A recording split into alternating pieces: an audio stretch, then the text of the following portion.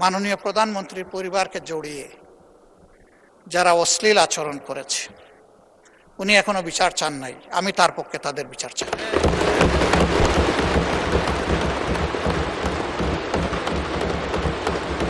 আমাদের কথা একদম পরিষ্কার।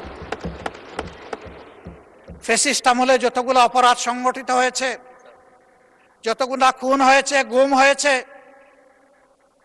যত জায়গায় মানবতা লঙ্ঘিত হয়েছে, দর্শন হয়েছে, এই প্রত্যেকটি অপরাধের বিচার করতে হবে এবং সেই বিচার উসমান হাদি পর্যন্ত আসতে হবে।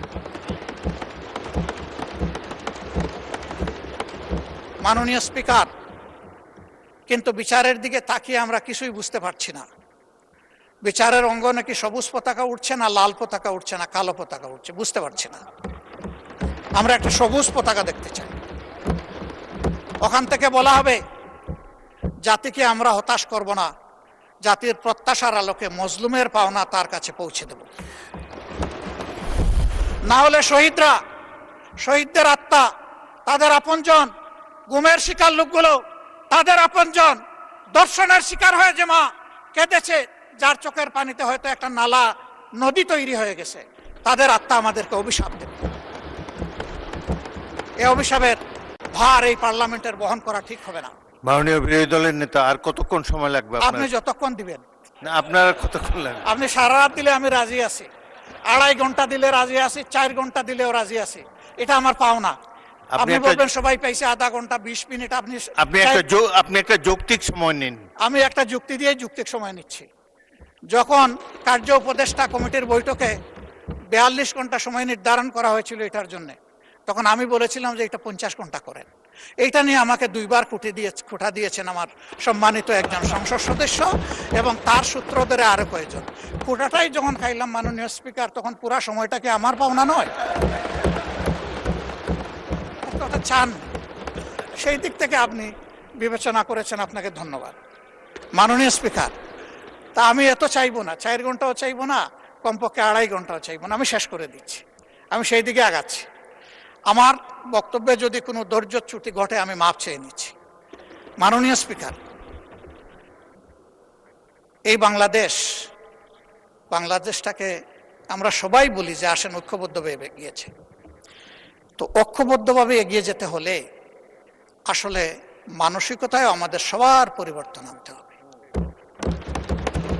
পরিবর্তন বক্তব্যে নয়, পরিবর্তন আনতে হবে মানসিকতা। মাননীয় প্রধানমন্ত্রীর পরিবারকে জড়িয়ে যারা অশ্লীল আচরণ করেছে, উনি এখনো বিচার চান নাই। আমি তার পক্ষে তাদের বিচার চাই।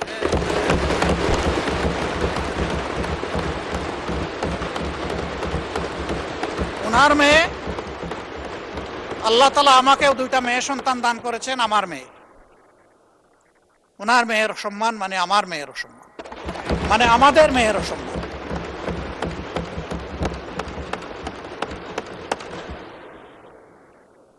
এই ইতর প্রাণীগুলা কারা, তাদেরকে নির্মোহভাবে খুঁজে বের করা হোক। প্রিকনসেপ্ট কোন আইডিয়া থেকে নয়, ব্লেম গেমের জায়গা থেকে নয়, ভেরি ট্রান্সপারেন্টলি এটা বের করে আনা হোক।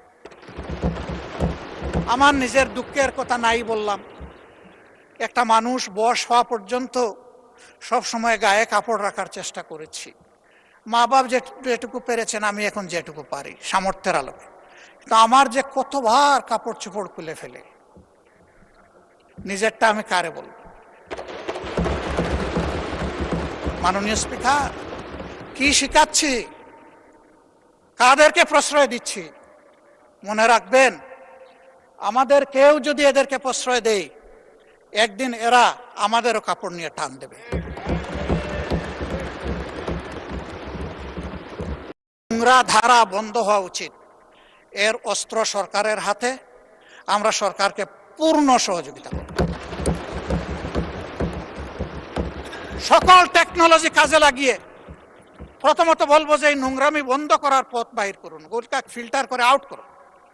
তারপরে বলবো ইনসিডেন্টালি ওর অ্যাক্সিডেন্টালি কিছু হয়ে গেলে সেইটার কঠোর ব্যবস্থা নেই। আমি সংসদ সদস্যরা দুইজন দাঁড়িয়ে তাদের নিরাপত্তা চেয়েছেন। আমি খুশি হতাম তারা যদি বলতেন আমরা আমাদের নিরাপত্তা চাই না, আমরা 20 কোটি মানুষের নিরাপত্তা চাই। আমি বলবো আমরা 20 কোটি মানুষের নিরাপত্তা চাই।